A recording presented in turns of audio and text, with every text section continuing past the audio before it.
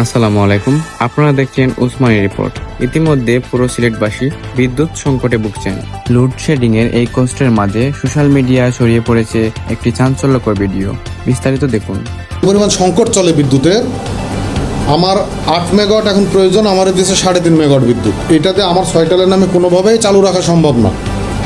এখন যে অবস্থা আমার চালু রাখতে হবে সেটা হচ্ছে 2 ঘন্টা করে বন্ধ রাখতে হবে, 2 ঘন্টা পরে 1 ঘন্টা দিতে হবে, তাহলে যদি আমি চালু রাখতে পারি।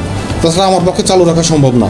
তাই আপনাদেরকে বলবো একটা কথা, হারিকেন, মোমবাতি, সোলার প্যানেল, সৌর বিদ্যুৎ এগুলোর ব্যবস্থা করেন। যাদের পুরাতন হারিকেন আছে মুছে টুসে পরিষ্কার করে রাখেন। যাদের হারিকেন নাই তারা দোকানে যে মোমবাতি কিনে নিয়ে আসেন। আর যাদের সৌরবিদ্যুৎ ব্যবহার করার ক্ষমতা আছে তারা সৌরবিদ্যুৎ ব্যবহার করেন। ঠিক আছে, বর্তমানে যে অবস্থা, আল্লাহ পাক জানে যে অবস্থার কবে পরিবর্তন হবে এটা আমাদের জানা নাই। তো আস্তে আস্তে দিন দিন খারাপ হচ্ছে। গতকাল ছিল আপনার 5 মেগাওয়াটে কন্ট্রোল, আজকে সকাল থেকে ছিল 4 মেগাওয়াটে কন্ট্রোল। একটু আগে ফোন দেখা হয় যে 3.5 মেগাওয়াটে কন্ট্রোল। ঠিক আছে, দিন দিন আরও কমছে।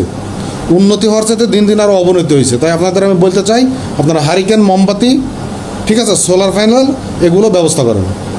সবাই ভালো থাকবেন। আসসালামু আলাইকুম।